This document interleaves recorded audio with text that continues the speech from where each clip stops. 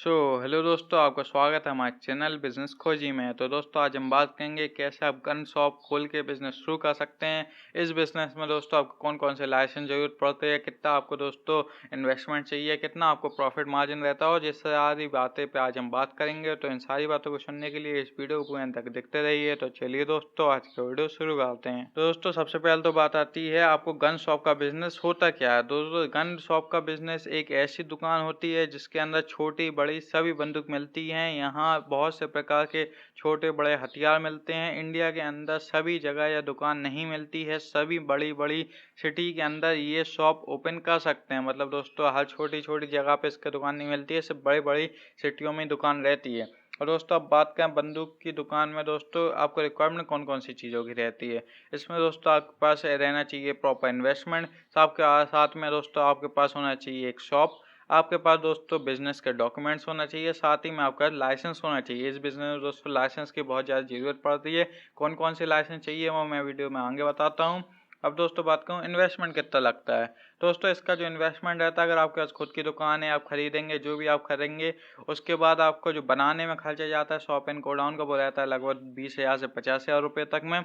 और दोस्तों साथ ही में आप इसके लाइसेंस की बात करें तो लाइसेंस का दोस्तों जो कॉस्ट जाता है वो सबसे ज़्यादा हाई रहता है। लगभग आपका 6 से 8 लाख रुपए जाएँगे ओनली लाइसेंस ही लाइसेंस बनवाने में।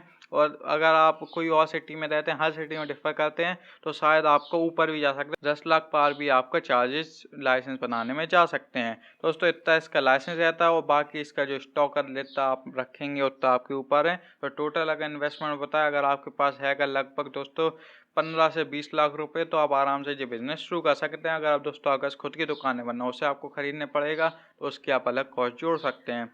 अब दोस्तों बात करें एरिया कितना रिक्वायर्ड रहता है।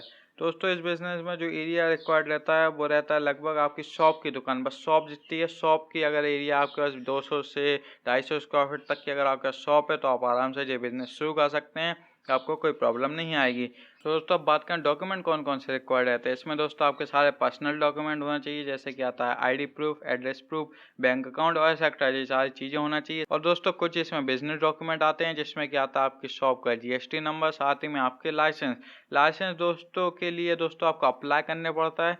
लाइसेंस दोस्तों वही लेते हैं जो गनों के लिए उपयोग किए जाते हैं, लेकिन आपके हर गन अगर आप रखेंगे तो आपके हर गन का लाइसेंस होना चाहिए, इसलिए आपका खर्चा ज़्यादा आता है। तो दोस्तों इस प्रकार से कुछ आप जो बिज़नेस शुरू कर सकते हैं। अगर आपको ये वीडियो पसंद आए तो वीडियो को लाइक करना, चैनल को सब्सक्राइब कर देना, ताकि हम लोग ऐसी वीडियो लाते रहते हैं। Okay, thank you.